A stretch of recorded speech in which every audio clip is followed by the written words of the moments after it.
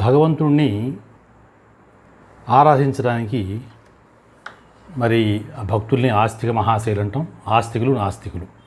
అసలు ఆస్తికుడిగా ఎందుకు ఉండాలి, భగవంతుని భక్తి ఎందుకు ఉండాలి, భగవంతుని ఎందుకు ఆరాధించాలి అని చాలామంది సందేహం. అయితే దానికి నేను కొత్తగా ఆలోచిస్తే నాకు వచ్చిన ఆలోచన ఏంటంటే, ముఖ్యంగా 3 విషయాల్లో మనం భగవంతుడిని వేడుకుంటాం. 1 కోరికలు, 2 భయం, 3వది మనం సంభాళించుకోవటం. అంటే దాన్ని ఒక రకంగా ఆ పని అయినా కాకపోయినా కూడా మనం సరిపుచ్చుకోవడం. ఈ 3 కారణాల వల్ల భగవంతుని ఆశ్రయిస్తాం. కోరికలు అంటే కోరికలు మరి విపరీతంగా ఉండటం, బుద్ధుడు కూడా చెప్పాడు అనుకుంటా కోరికల విషయంలో. కోరికలు విపరీతంగా ఉండటం వల్ల కూడా ఆ కోరిక కావాలి, ఈ కోరిక కావాలి కావాలి భగవంతుని ఆశ్రయిస్తాం. అదొక విధానం.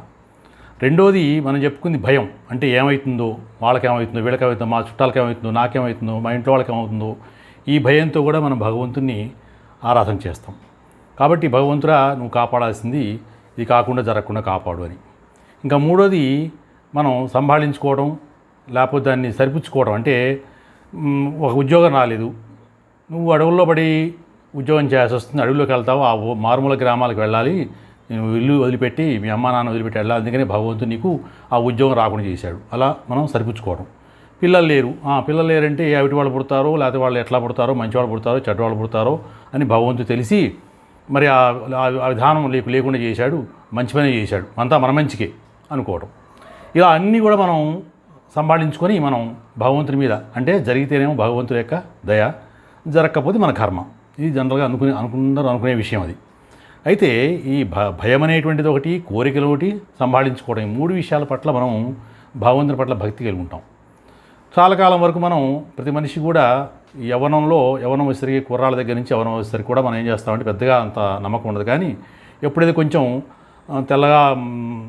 తెల్లబడటం, జుట్టు తెల్లబడటం, కళ్ళకి అద్దాలు రావటం, మరి ఓపిక తగ్గడం, శక్తి తగ్గడం ప్రారంభమైన తర్వాత భగవంతుడు వైపు మళ్ళుతాం.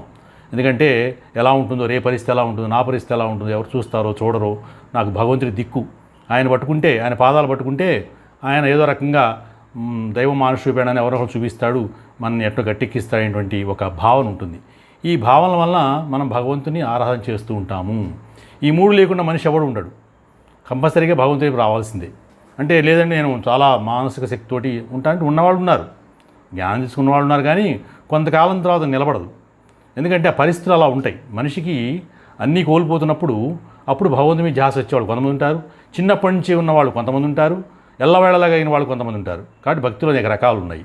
కాబట్టి భగవంతుడు